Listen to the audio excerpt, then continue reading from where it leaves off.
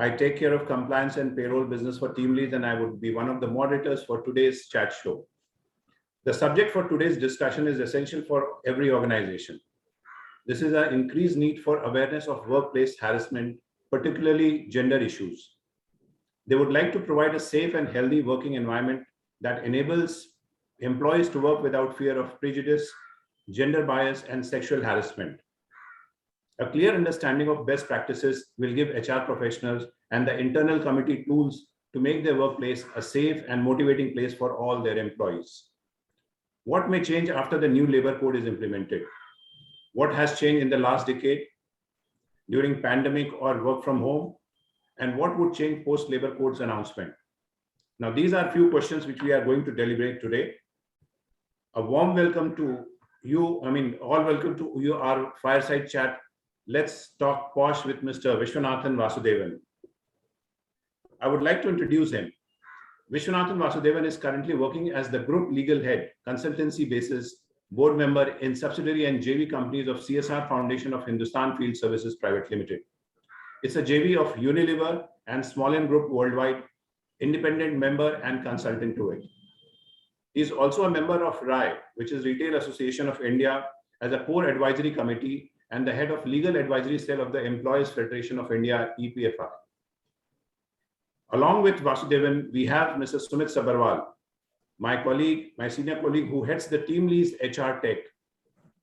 Sumit was the managing director and CEO of Exility Global Aon Hewitt, leading the entire Exility business for 14 lakh employees, serving 1,000 plus clients across 20 countries, including India and Asia Pacific. For over the last 2 decades, Sumit had led the large businesses unit for corporates like Godrej Group, HDFC, SR Aegis, OCS Group, delivering robust multifold growth.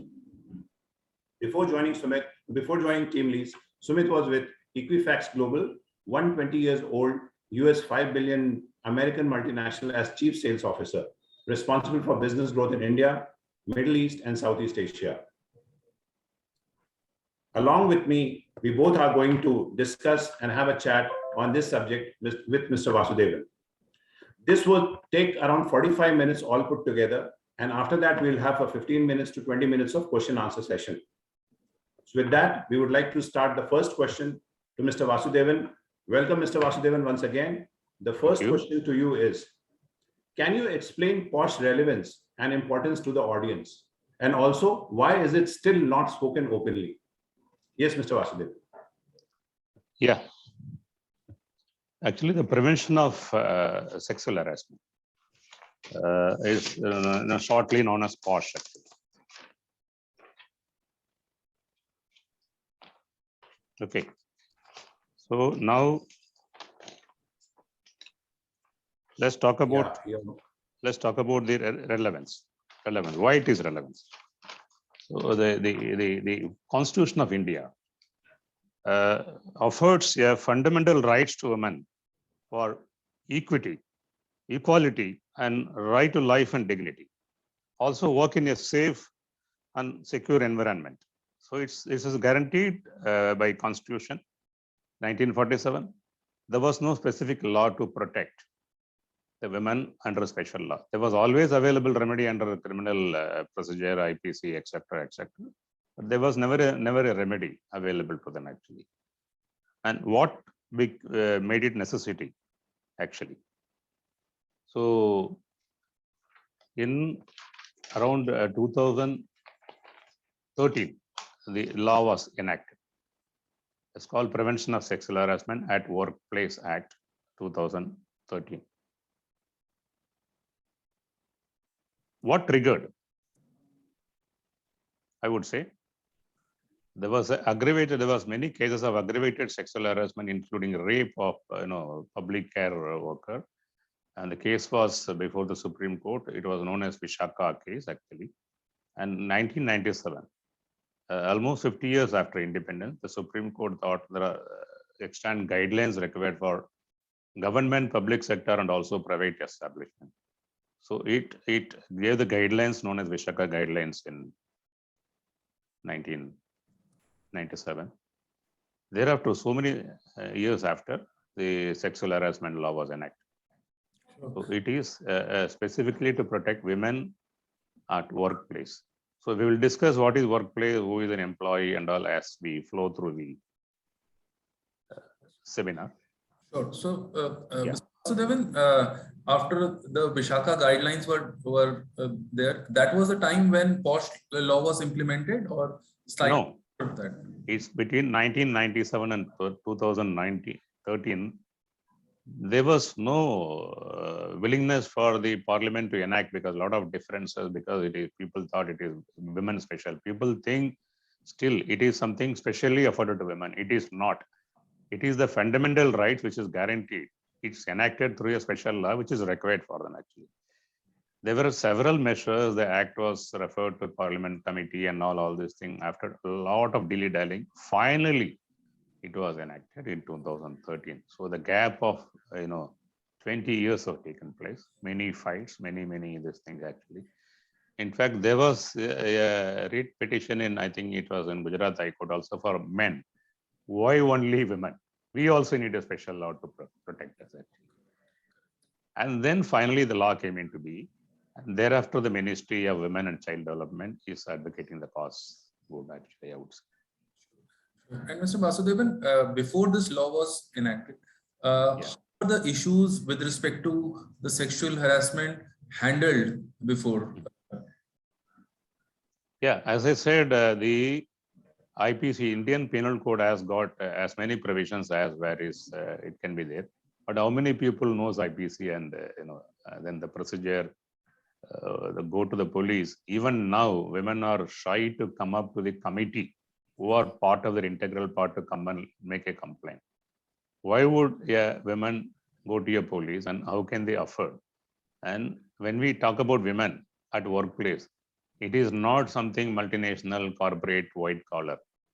It is blue collar or grassroots people who are at rural and urban and farming sector and people actually.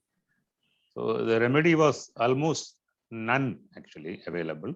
Therefore, the Supreme Court thought it should bring the awareness and all the organizations will ensure an awareness and all, but not much work before that actually. It is only the 2013 law which was path-breaking. And of course, there were a lot of companies who are socially responsible organizations who had basic Vishaka guidelines as formed their POSH committee and put all the systems in place even before 2013. And I was one of the core member to set up such committee in the HUL small and group as early as 2009.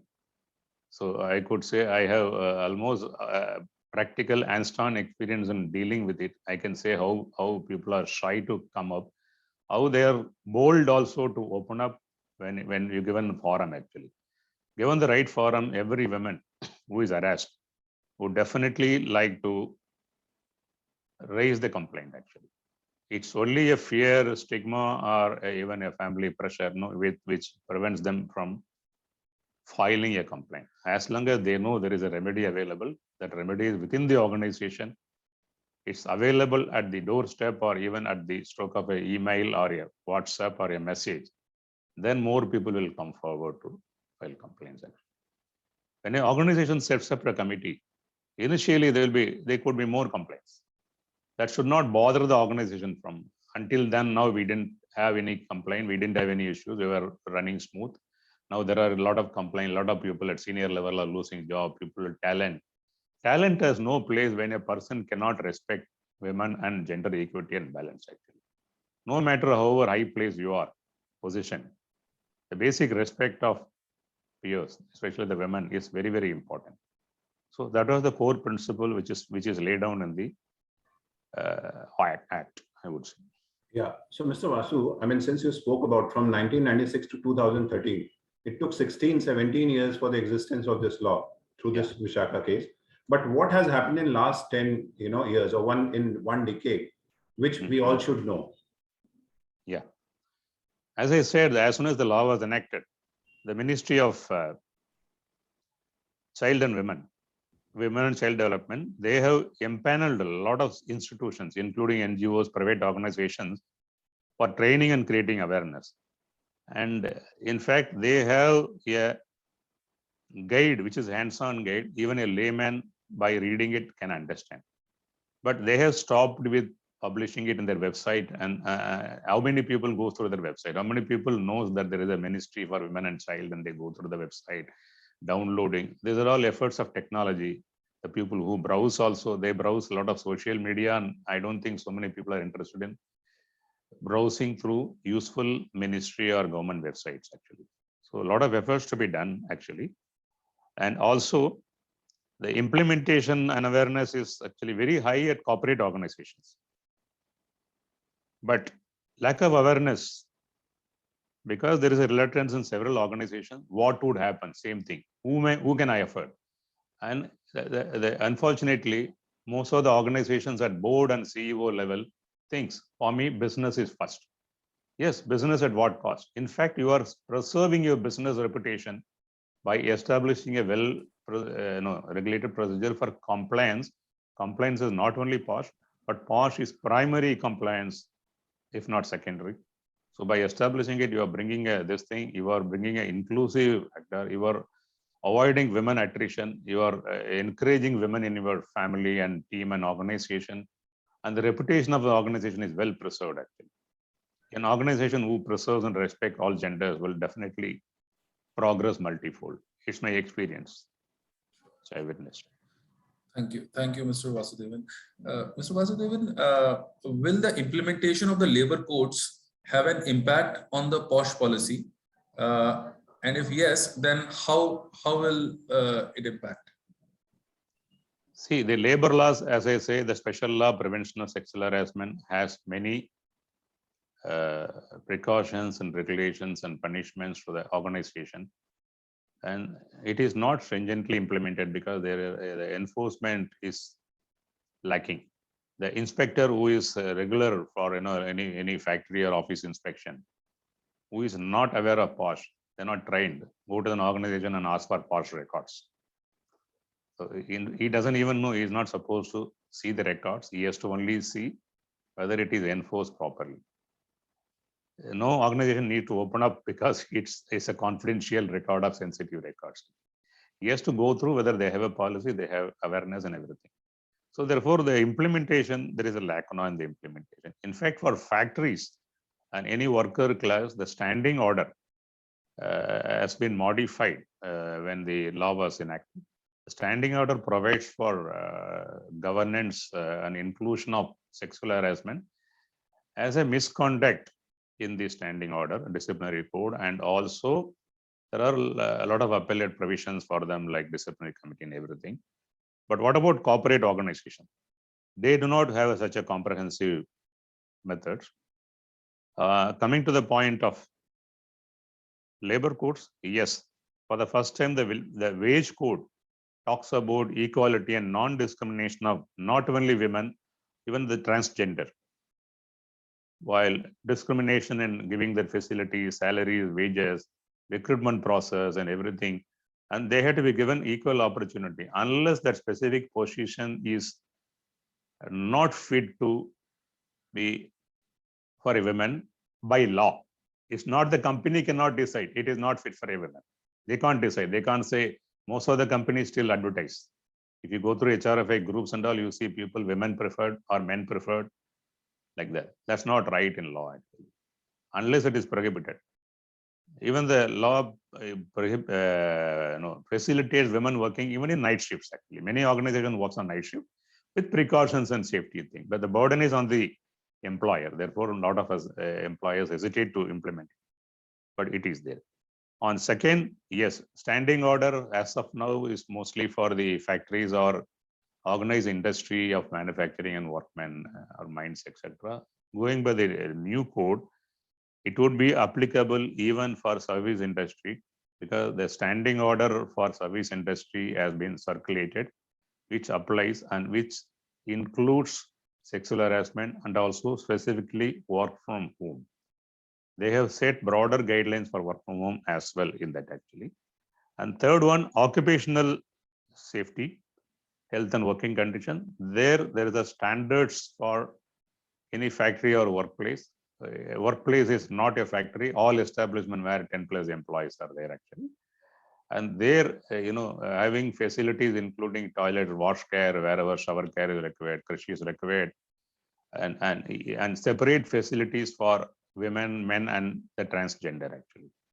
So it is there well proposed actually. I think with the rolling out of the labor law, it could be more stringent in regulations and systems.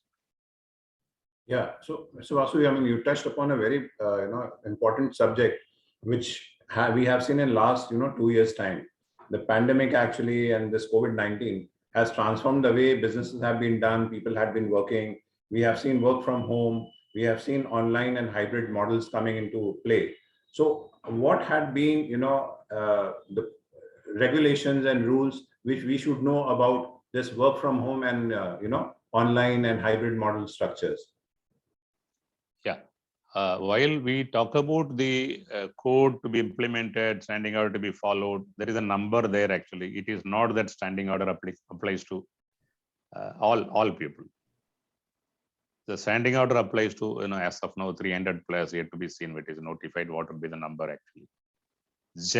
By general, the COVID situation was worst for women, for everybody, especially for women to work from home, because one, they had to work from home, simultaneously attending to their family chores and children, and with limited resource or zero resource, and network connectivity is an issue.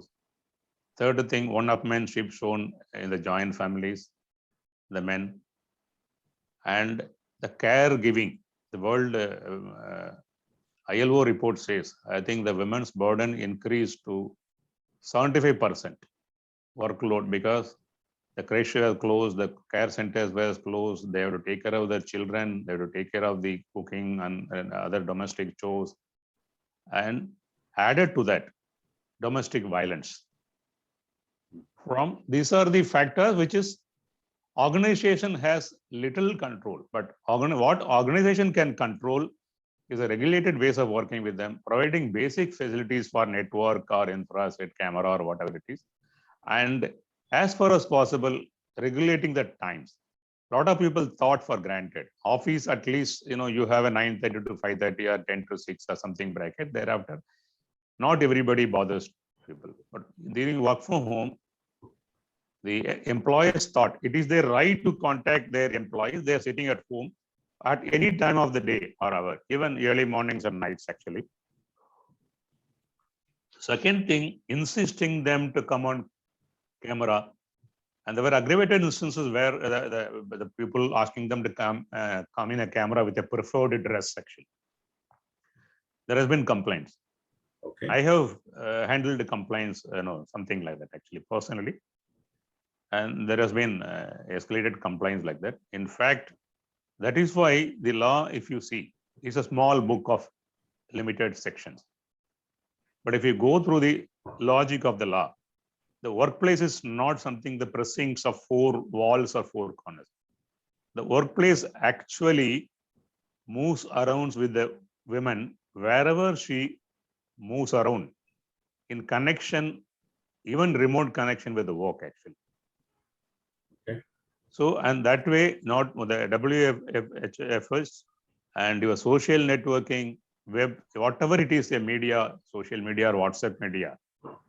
There has been cases where a bank manager was communicating with a women officer beyond office hours by email and threatening, pressuring, asking for reports overnight, etc., etc. When the file was complained, they said it is nowhere workplace. No, but what you communicated through is electronic media, which is an official media, and the communication, which is the electronic communication in connection with the work actually, at the odd hour actually. So that is also considered to be a violation and harassment. Organizations has to be conscious. They need to strike a balance between work and liberties of personnel, whoever it is actually, more so for women, because they have a dual responsibility still at home. Okay, so just an extension to this question, has this been defined or notified in terms of what needs to be followed under work from home policy or something? Yes, there are guidelines. As I said, the standing order, even also general guideline, which IT organizations have voluntarily brought actually. In fact, Retailers Association of India also published a guideline for them. It is more for organizations to follow. The law evolving will always take time. You can't regulate everything by law, because if you take the contract labor law or many laws, even the code has not understood the peculiar ways of each and every organization's working. For instance, the retail industry, where we are majorly in actually, this has not understood the retail industry's ways of working. It thinks office means, yes, your work site between which is 10 to 50, 5 or whatever it is actually. The law would take time. It will be self-regulatory code more to bring with, which would help. Organizations need to have awareness. I'm not saying there should be ease of compliance and ease of working. It has to be mutually understood. ILO says wherever there are unions and organizations, use them as a media for arranging the work thing and all, part of negotiation. Bring in a balance so that work is not affected. Gender is also not prejudiced.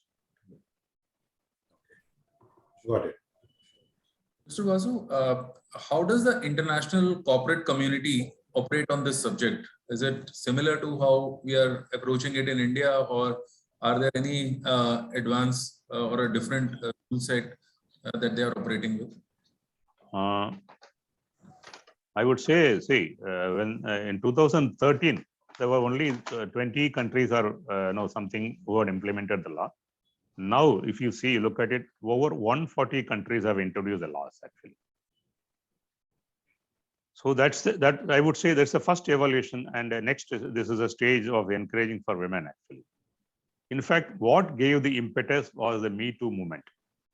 Me Too movement may be or may not be directly connected with the workplace, or it must be remote, it must be time tested or something like that. But it gave an impetus to the organizations in their own self-protection mechanism to bring in more laws.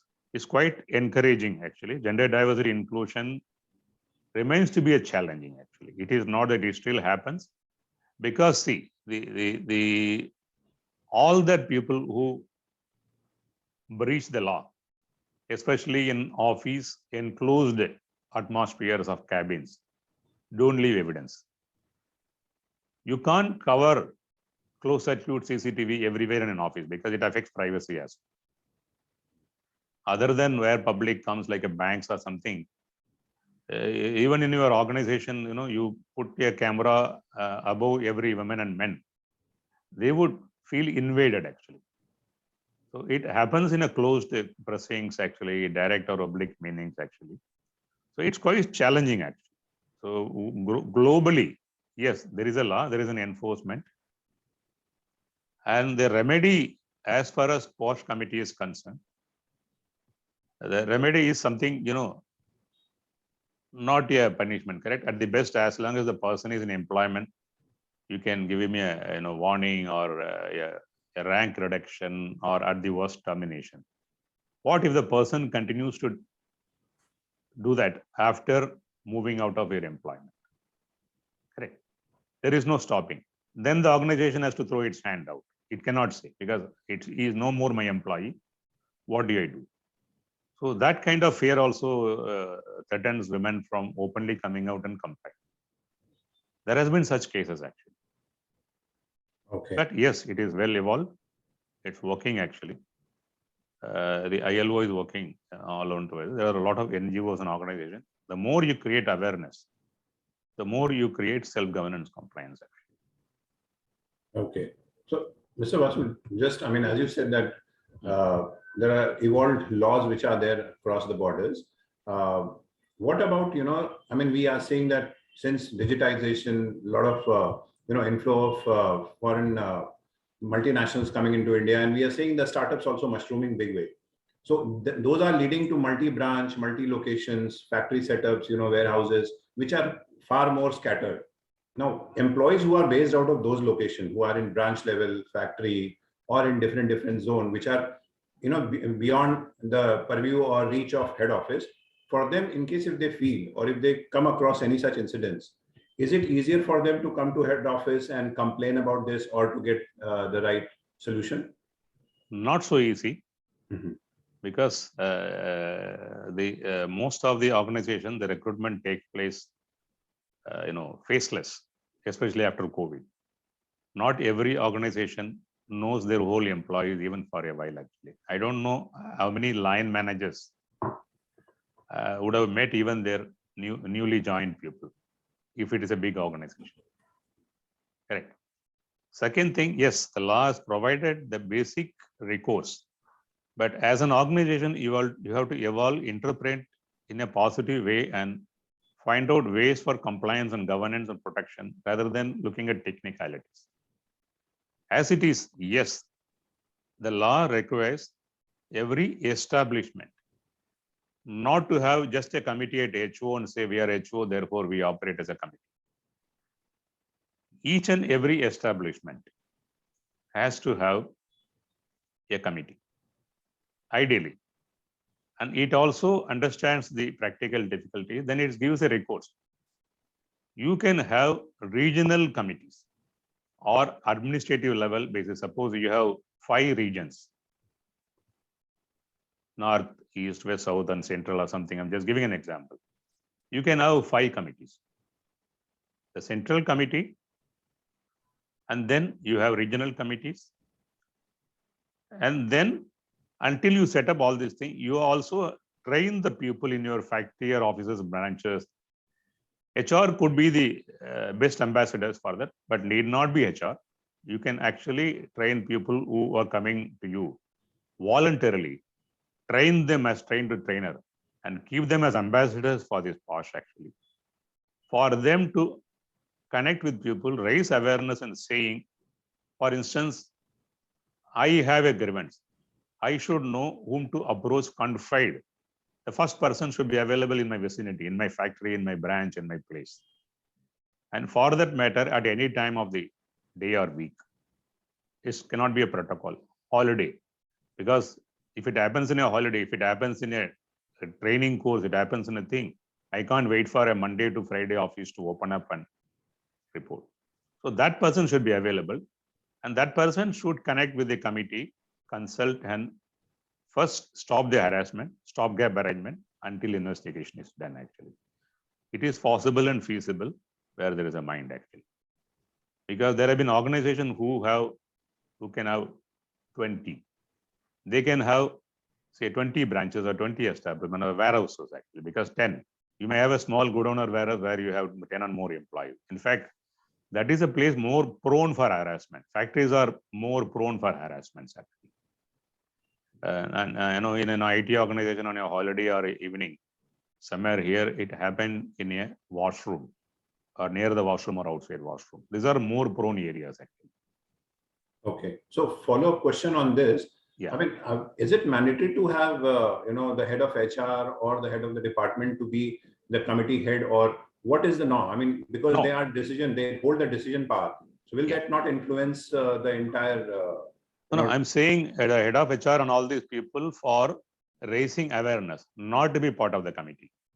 The CEO or who is in power need not be and should not be in the committee. The committee should be independent, headed by a woman who is a senior at rank and also having passion towards women's emancipation and laws and awareness and advantage. She should be the chairperson. And they could be 2, depending upon the company strength, you can have 2 women and 2 men. And also an independent expert. And the moment independent expert in law, people think a lawyer. And immediately they go approach a lawyer, he says, okay, anyway, I'm getting consultation or he has interest, accept. That expert need not be a NGO or a lawyer. But if he's a lawyer, nothing wrong. The qualification is that person should have enough expertise and passion, and he should have interest and passion towards promoting the gender diversity and women's cause actually. In fact, because there have been organizations who have engaged lawyers, and one of the case in Air France case, the lawyer, in fact, he was a labor lawyer, senior.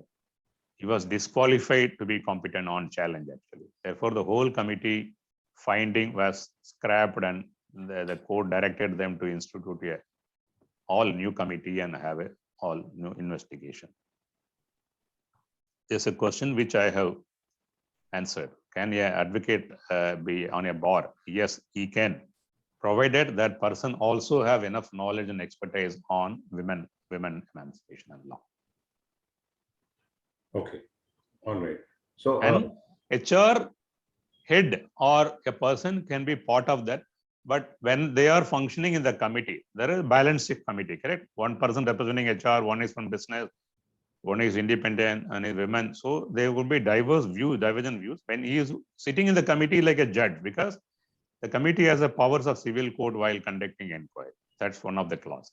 So therefore, when they are sitting as a judge, you are a judge actually, no bias. And if the complaint is against or by a person directly reporting to that person, should step away from the investigation. It's very important. okay, got it. Yeah. So, Mr. Vasu, Yeah. how much room does POSH have, the existing regulations, have when it comes to reconciliation, or conciliation between the aggravated women and the person against whom she has complained? So, how is the law as of now on the conciliation? Well, see, the law itself provides for a conciliation before conducting a full-fledged inquiry. The committee or the committee nominated person can counsel the complainant, provided it is not an aggravated case of harassment. And this is the facility available to you, conciliation. Would you prefer this conciliation? If she says wholeheartedly yes, then ask the respondent. If the respondent is the person against whom she has complained. Very important point is, we don't use the word accused in this law because it's a respondent. And second, the respondent need not be a man. It can be a woman as well. Because experience shows there are women who are directly or indirectly partake in such harassment. And complicity could be when a complaint is coming to her, instead of filing and directing her, saying why your prospects could be affected and that person's prospect could be affected, don't file a complaint, then she becomes complicit. In that case, even she can be part of that respondent actually. So coming to the subject, a conciliation, when the woman prefers, the respondent also agrees for that. Both people are put into table, not necessarily physically, virtually also. So the discussion is takes place actually, not face to face. You can take the view of the women and the respondent separately. Women says, all right, here if it tenders apology, or I get a transfer, or he get a transfer, and he doesn't repeat, it doesn't happen to me again. Or if he is going to resign, is the case, I don't want him in the situation, in the system, because he may affect all other employees as well. She may ask for that. Whether it is reasonable or unreasonableness, you leave it to her, because it is her limit. So put those things to the respondent. If they both of them agree, record the conciliation properly, get their signature, and send it to the internal committee. An internal committee also records to the management, and that conciliation is binding on both parties. So on the conciliation, the complaint is disposed. If the conciliation, during conciliation it fails, then it moves to the full-fledged investigation, where it's not a court. Of course, it is deemed as a civil court for the purpose of summoning the witness, recording evidence, witnesses. But there is the Evidence Act doesn't strictly apply to that. You need not have hardcore evidence, which may not be there.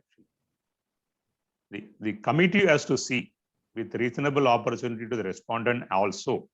Then if they see there are reasonable possibility of conclusion, they can conclude this with that. There need not be a hardcore evidence in such cases. Okay. So one extension question to this, during the course of investigation, what are the norms, or what does organization exercise as far as leave for the employees, or should they continue working? I mean, can you throw some light around that? Yeah. How does that work? Yes. If the the complainant is working directly reporting to the person or the working condition will affect. And if she has a mental trauma and she seeks for leave, as long as the proceeding continues, you have to grant her leave with pay, with full pay, and that leave should not be adjusted on a regular this thing. There could be situations where the woman says, it has happened, I am not at fault. Why should I move? What would people think about me? I will continue to work. Let that person not interact with me. Yes, you can direct that person not to interact with her and put him in some other place or position where there is no direct contact.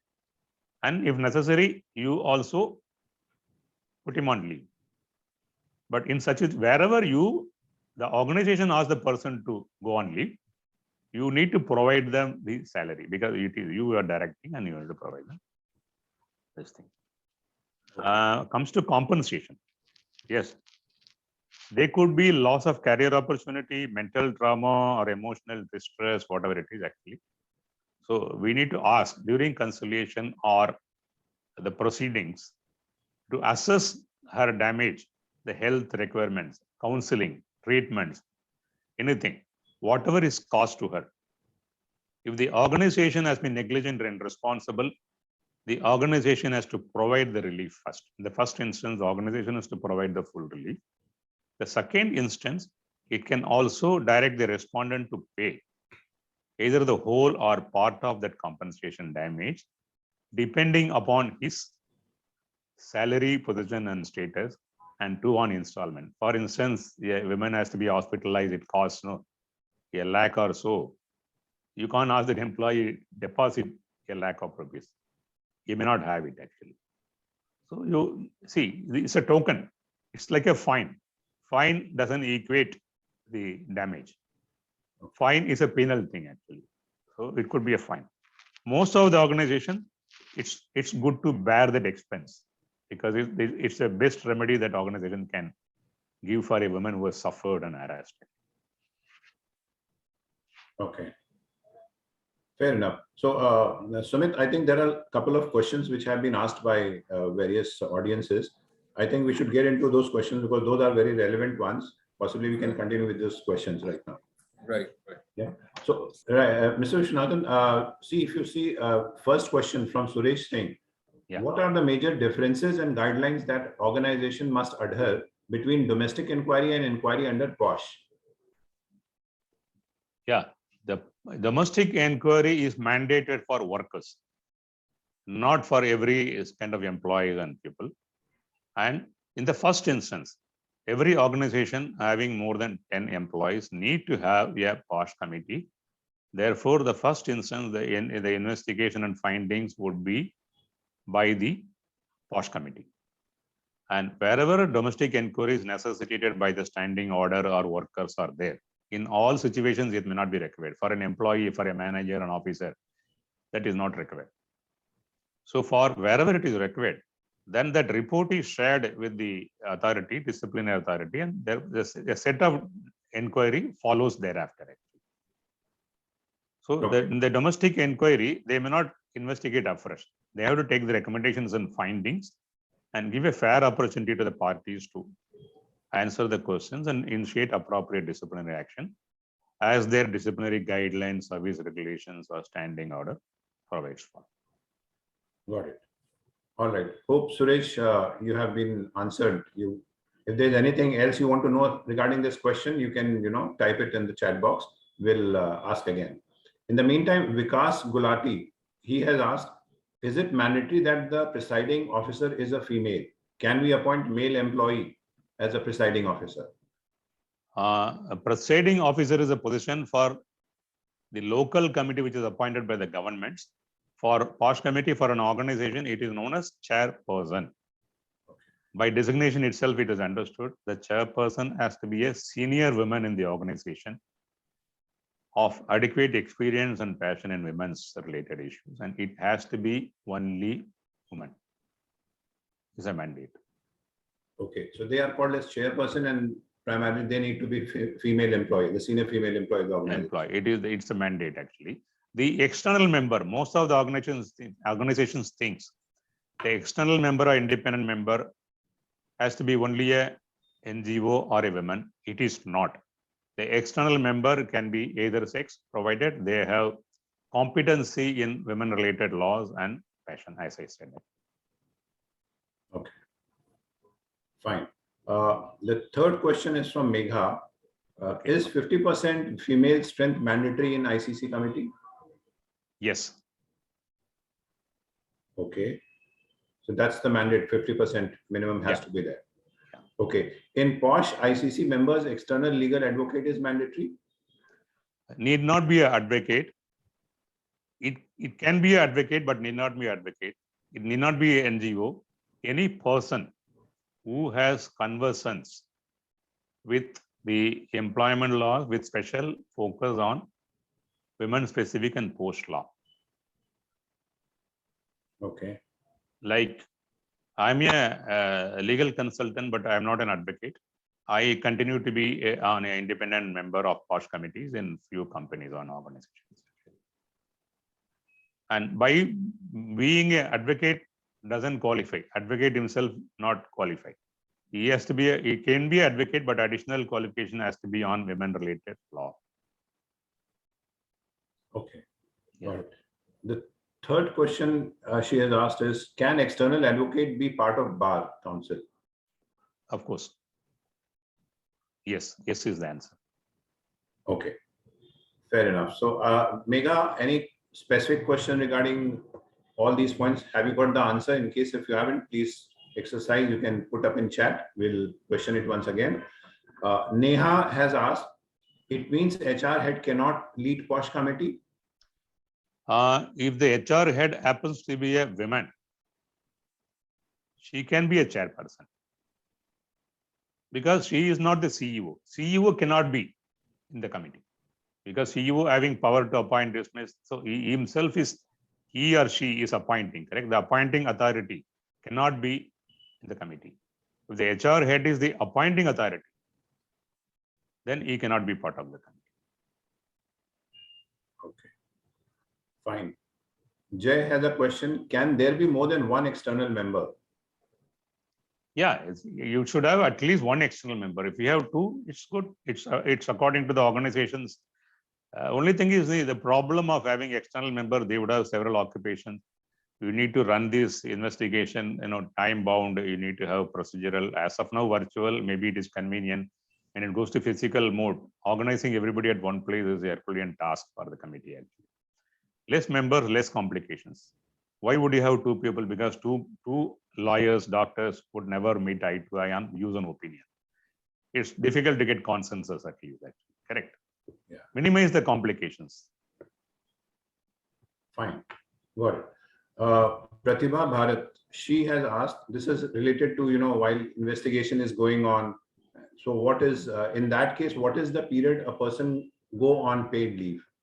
Is there any clarity on that? Yeah, basis committee's recommendation, as long as the investigation completes, the action is initiated. Supposing the investigation recommends transfer of the women or the men or respondent, other person, the transfer is not yet happened. So until then, she has to be afforded the leave organized because she cannot work with him. Mm-hmm. It depends on circumstances and discretionary factor. It is not that she cannot demand. She cannot demand, now I want 1 year leave. There has been cases. No, I want 6 months leave. Because which law is not abused? Because even some of the people try to abuse it. No, I am still under mental trauma. Then we will put you to a doctor, counseling. We can offer you alternative employment. We can do that. It has to be the test of reasonableness has to be there in every question to get a proper answer. Okay. Got it. Neeru Rawat has asked, can the same IC reappointed even after completion of its tenure? It is the decision of the employer organization. If they think they are having conversant experience and they have run the committee well, basis recommendation, if the committee members are willing, yes, they can be appointed. Okay.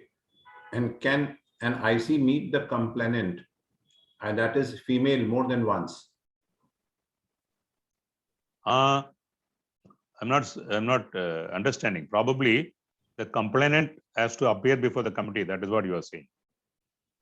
What is the question? Yeah, so it says, can an IC meet the complainant, that is female, more than once? Yes, yes. As long as the investigation requires, Mhm. it should facilitate and meet her virtually or physically or whatever means actually. And because the investigation is a court-like process, first she puts her return complaint and we take evidence from her. She produces some witnesses and we take her witnesses. And thereafter, the respondent also is investigated. He comes for an interview and he puts some witnesses. He may want to have some cross-examination of the complainant, which cannot happen directly because he cannot put questions directly, but he can put that questions to the committee. The committee can ask her those questions, provided they are reasonable. Everywhere again, the test of reasonableness matters. Yes, the person has to appear before the committee reasonably and cooperate. Okay. Non-cooperation can nullify the proceedings and the committee may close it due to non-cooperation. Understood. Fine. There's a very interesting question which has come from Bandaru Venkata. If the presiding officer itself gets affected, whom she needs to complain? Yes, the presiding officer is affected. There is a senior authority of the group or organization. So she has to take recourse from that. See, for organizations, global organizations, you have an India committee, you will have a global. Or you don't have a global operation, the employer can appoint a independent committee. Not only the presiding officer, even supposing the complaint is against the CEO. The committee is appointed by the CEO. That committee cannot put that CEO to question, correct? There could be repercussions. So in such cases, an ad hoc committee can be constituted by engaging external law firms or people experts. There has been cases where complaints were against CEOs, where a global organization gets into the action, or you appoint an independent ad hoc committee. Like that, that person can complain, and she also has the remedy under the higher authorities.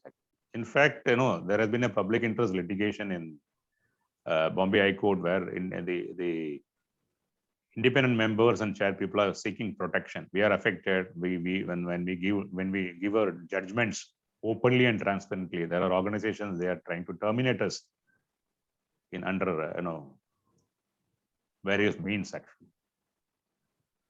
So there has been problem.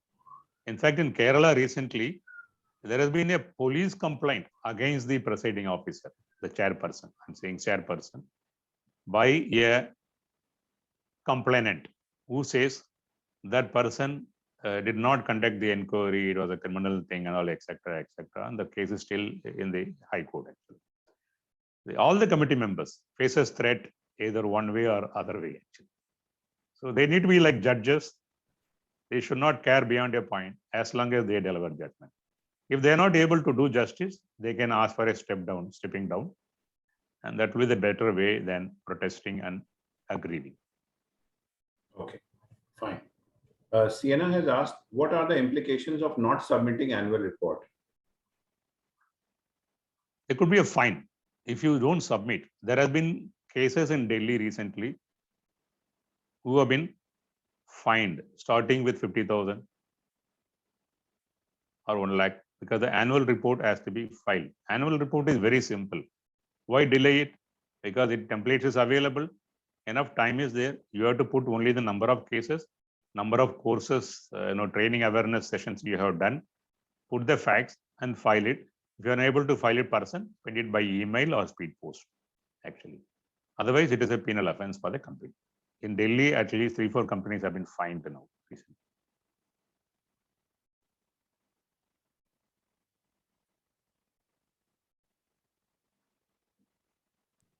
There were a few more questions flowing out. I don't know. Yeah. So there's another question, Vasu, which is there.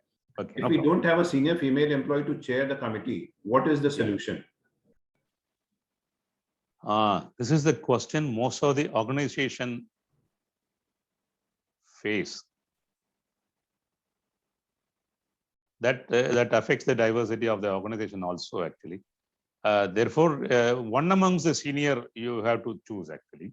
And only challenge is if there is a person who is senior to her, he becomes the respondent. For that case, we need to engage in an ad hoc committee. You can still have a committee with junior employee with a limited scope. She is competent to investigate cases arising out of by employees below her level dignity. Okay. Fair enough. Next question is from Pramod. Whom should the aggrieved person contact directly, whether to the chairman or any member of the committee? There has to be dedicated emails and telephone numbers of the committee or committee secretary who should be in a confidential position. That email ID should be dedicated so they can email, they can contact or WhatsApp that person. And as far as good corporate governance, most of the organizations give this option even during holidays at any time. There has to be dedicated email. There is no point approaching the line manager. It need not be hierarchy. The line manager would always say, I should have known first. He has no right to know. The committee will decide whether to inform the line manager. If so, to what extent he should be informed and what extent he need not be informed. So the committee is very independent from the line hierarchy of any organization. In fact, what happens, most of the people, especially at HR, as you have a tendency to put CC of 10 people so that you are not blamed. They put 10 people under CC. It should not be done actually. Even the action under the code need not be known to everybody at lower level. It can be marked as a code violation or something coded, not necessarily what sexual harassment against whom, etc., because the records are confidential to the committee and the senior management. It cannot be circulated to everybody by matter of, a payroll gets the report, therefore hold his salary. This is the report, hold the salary. And the payroll cannot ask, why I have to hold the salary? Why I have to give notice period? Show me the report. They need not and should not ask. Even the auditors have no right. And the inspectors coming into the POSH has no right to go through the reports. They need not go through file. They need to only see they have a system, they have awareness sessions done, and they're maintaining. And that's it. You cannot ask, give me 10 files of these people ABC for inspection. It's not open. Okay, fine. Next question is from Suresh Singh. Can accused and complainant be put forth for cross-examination during POSH inquiry? What should be the guideline of inquiry? And is it there some mandatory format to the question and answer? Yeah, I have answered this question. He is not accused, he is respondent. So they cannot be put face to face unless they agree, both of them agree. It should not be, it will be mostly acrimonious. So either party puts their questions to the committee and committee asks them, record it in writing, take it in writing and circulate. But there is no, you cannot say it is confidential, I will not give. The respondent has a right to know about the complete answers and evidence process. He has no right to go through the complete report, but he has got the right to know about what is the evidence against him, what is the witness against him. He's got the right to know because he has got a remedy for appeal also. Because wherever standing order exists, he can go for appeal to the appropriate authorities, or he can go to the High Court also seeking writ petition. And in organizations where there is no disciplinary authority, they can go, probably the organization can set up a higher authority like Code of Ethics Committee or Code of Governance Committee, so that he doesn't have to knock the door, he or she doesn't have to knock the doors of High Court. Okay. So that facility has to be. Fine. So I think with paucity of time, we may ask 2 more questions to go, and then the rest of the questions we anyway will come back to all of you with relevant answers. Are contract employees also covered by the committee? Very much. I think I will deal with it bit in detail. Yes, because the contract employees as a principal employer by the present law, also the future law, the labor code, the principal employer is responsible, but who would investigate? There are differences between leading and conducting inquiry. As a principal employer, you have to lead and ensure the grievance is effective. But if the contract employee's complaint is against the principal employee, the principal employer's committee would inquire, because it is always the respondent's committee who has to lead the investigation. But if the complaint is against the contractor employee himself or any other party, the contractor committee would investigate, where the principal employer will lead and ensure that it's done properly. Because otherwise the contractors committee passes an order of termination. It won't be binding on the principal employer's employee, manager, or client's manager or customer. Therefore, it is always the committee of the respondent against whom the complaint is filed. That committee has to take care. But the principal employer should lead it actually. He cannot say they have not done it, because it is his primary responsibility under contract law. He has to lead and ensure it is done. Okay. The last question, is there any returns to be filed with the Labor Department? Yeah, the only return is the annual return, which we discuss in detail actually. There's an annual return where you need to say about the committee details, number of complaints filed, number of grievances addressed, redressed and remaining, number of things settled by conciliation, and any other details. Number of awareness camps to be done. I think because one of the employer's obligation is, when we talked about constitutional responsibility, the responsibility of the employer is to provide safe environment. Therefore, they need to have as much as awareness sessions to the employees. What happens today? You have an employee session. By next month, half of them have gone, half of them have joined. So you need to have continuously, you must put this as a part of their induction. And also, even for the committee members, you should have sessions, ideally by external organizations who are expert on that. And train them, train the trainer. It's very important, because the committee members are not lawyers by themselves. They have hold executive positions. They would have been known bit, and more would have been known by high courts and Supreme Courts actually. Therefore, they need to have an induction course in the first instance, and also orientation or reorientation courses periodically. They need to. Great. Okay. Thanks. Thanks, Vasu.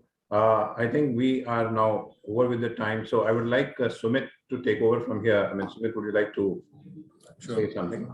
Sure. I think, thank you, Mr. Vasudevan. I think, and Prashant, it's been really a, very interesting session, the last 1 hour.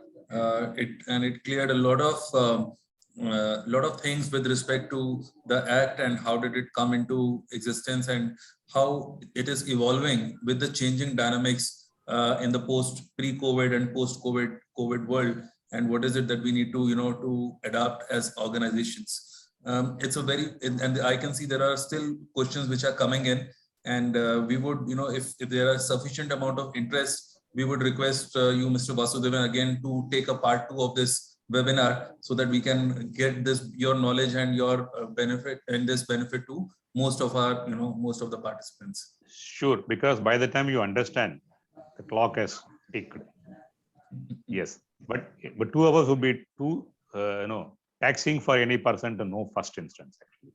So as you said, right, we can have a series 2 depending upon the participants' interest, and we can plan it quite well, and we can take this to the next level definitely. Thank you. Yeah. Thank you so much. Thank you so much, Mr. Vasudevan. Thank you, Prashant. Thank you all. Thank you for the audience. Thank you, everyone. And we have multiple questions left. So friends, those will be answered, and we'll get in touch with you with all the answers for those questions. And we will continue the series of chat show in future also, because I'm sure all of you would be looking at. So stay tuned and stay connected. That's all from our side. Thank you, Sumit, once again for the time. Thank you, Mr. Vasudevan, for giving us an insightful session. And thanks for joining team. Thank you. Thank you. Thank you, guys.